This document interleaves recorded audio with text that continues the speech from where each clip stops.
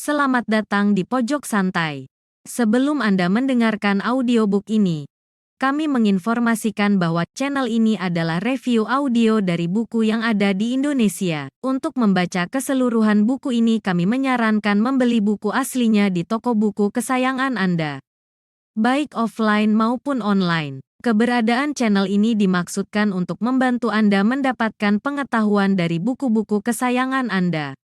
Jangan lupa untuk subscribe, like, dan komen.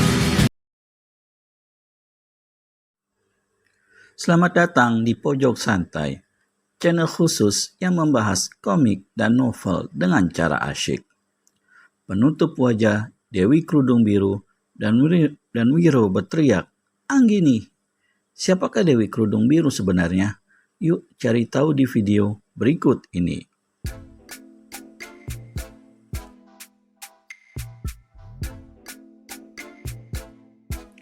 Ternyata, paras di balik kerudung itu adalah paras seorang gadis jelita. Gadis jelita yang dulu pernah dikenal oleh pendekar 212 sebagai murid Dewa Tuak. Untuk lebih jelasnya, silakan tonton video kami di playlist Wiro Sableng Maut Bernyanyi di Pajajaran.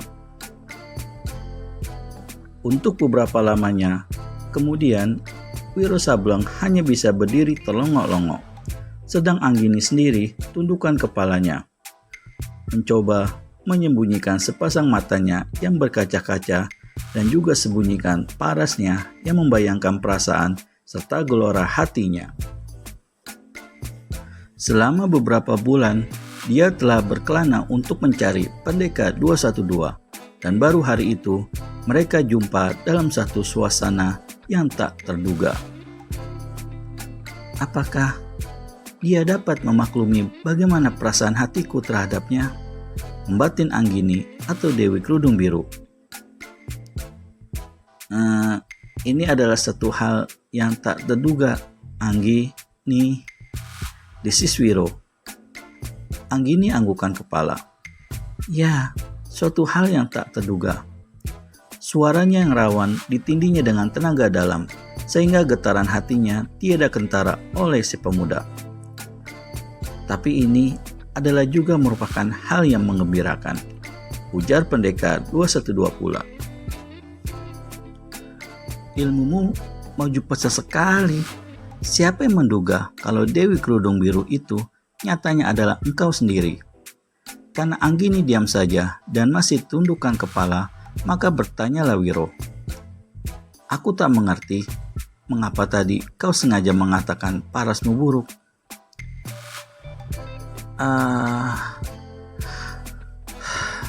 Anggini tarik nafas dalam. Pendekar 212 merenung sejenak.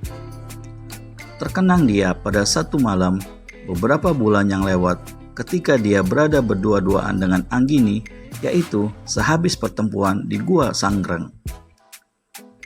Selama waktu itu, tentu kau telah menuntut ilmu pada seorang guru sakti. Bukankah demikian? Anggini mengangguk. Rupanya kau kurang begitu senang dengan pertemuan ini, Anggini, tanya Wiro Sableng. Jangan menduga yang bukan-bukan, Wiro, jawab Anggini, dan dalam hatinya dia menambahkan, kalau kau tahu perasaanku terhadapmu. Setelah termangu sejurus, maka berkatalah Wiro, malam menjelang pagi tempo hari itu aku menyesal aku terpaksa meninggalkan kau. Apakah kau sudah kembali dan bertemu dengan gurumu Dewa Tuak? Dewi Kerudung Biru menggeleng. Kenapa? Mana mungkin aku kembali jika tidak memenuhi perintahnya tempo hari.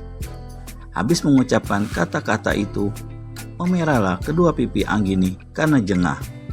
Wiro Sableng tertawa.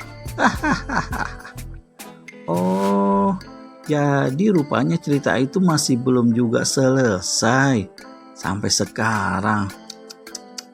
Wiro geleng-gelengkan kepala. Sebagaimana diketahui dalam video Maut Bernyanyi di Pajajaran, guru Anggini, yaitu Dewa Tuak, berniat keras untuk menjodohkan Anggini dengan pendekar 212. Tentu saja, Pendekar 212 tidak mau. Setelah terjadi beberapa jurus pertempuran yang sengaja ditimbulkan oleh Dewa Tuak, kemudian memerintahkan Anggini untuk mencari Pendekar 212 dan muridnya itu tidak diperkenankan kembali ke pertapaan, kecuali dengan membawa Pendekar 212 sebagai calon suaminya.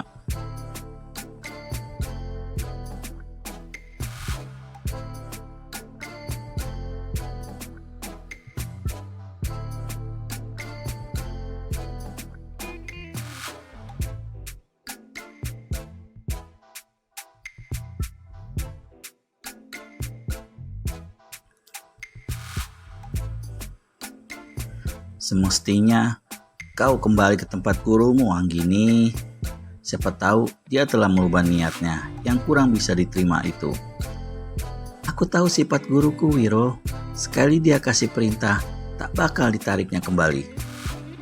Dari jika aku tak bisa melaksanakan perintahnya pulang ke pertapaan, berarti hanya untuk terima hukuman. Dan karena itu, kau tak kembali ke sana. Ya, lalu tanpa diminta, gadis itu pun memberi penuturan. Pagi, sesudah kau pergi itu, aku terus mencarimu sampai berbulan-bulan. Hingga pada suatu hari, aku bertemu dengan 2 orang penunggang kuda berkerudung dan berjubah merah. Ternyata dia adalah ketua perkumpulan iblis pencabut sukma dan seorang anak buahnya. Kau sudah lihat bagaimana keganasan komplotan mereka. Meskipun tak ada silang sengketa, namun mereka dengan sengaja mencari gara-gara hendak meringkusku. Anak buah iblis itu berhasil kubunuh, tapi untuk menghadapi ketua iblis pencabut sukma, aku tiada mampu. Dalam keadaan ditotok, kemudian diriku dilarikan ke sarang mereka di lembah Batu Pualam. Aku dimasukkan ke sebuah kamar. Sampai di sini, Anggini tak meneruskan kalimatnya. Ditelannya napasnya beberapa kali. Air mata yang sejak tadi mengambang ke pipinya yang kemerahan. Viro sendiri merasa dadanya dan nafasnya seperti menyesak. Mungkin selama ini, baru kali ini di saat itulah dia berada dalam suatu keadaan yang serius demikian rupa. Sifat dan sikapnya yang selama ini selalu lucu jenaka lenyap ditelan gelombang perasaan setelah mendengar penuturan Anggini, penuturan yang masih belum habis. Dengan menguatkan hatinya, maka Anggini kemudian meneruskan penuturan. Ketua iblis pencabut sukma laknat itu hendak memperkosaku. Kemudian diriku akan diteruskannya pada bawahan-bawahannya. Tapi Tuhan masih melindungiku. Sebelum ketua perkumpulan laknat itu berhasil melampiaskan maksud terkutuknya, seorang nenek-nenek sakti menerobos masuk ke dalam kamar dan melarikanku. Anggini menarik napas dalam seketika lalu meneruskan. Ternyata nenek-nenek sakti itu adalah Dewi Kencana Wungu. Aku dibawanya ke pertapaannya dan diambilnya menjadi murid. Sekarang beliau sudah tiada, sudah meninggal. Lama kesembunyian menjelang. Apakah rencanamu untuk masa mendatang? Bertanya Pendekar 212. Aku sendiri masih belum tahu, tapi yang pasti ialah aku harus membuat perhitungan dengan ketua perkumpulan iblis pencabut sukma itu. Agaknya kita mempunyai tujuan yang sama, yaitu sama-sama menghancurkan komplotan terkutuk itu. Lagi-lagi kesunyian menyeling. Anggini, kata Wiro memecah kesunyian itu. Sekali ini, pertemuan kita tak bisa berjalan lama. Kau memang selalu tidak menginginkan pertemuan lama-lama denganku, kata Anggini atau Dewi Kerudung Biru. Pendekar 212 letakkan tangan kirinya di bahu kanan Anggini. Perawan itu merasakan ada hawa aneh yang nikmat dan menenangkan hati mengalir di tubuhnya. Aku sudah bilang tadi bahwa pertemuan ini sangat menggembirakan. Namun kita harus sama memaklumin bahwa aku harus menyelamatkan Anjasari dan merebut kembali Kris Tumbal Wilayuda. Di lain hari kelak, aku pasti akan menyambangimu di sini. Anggini terdiam. Dipermainkannya kain biru yang tadi merupakan kerudung wajahnya. Aku pergi sekarang, Anggini.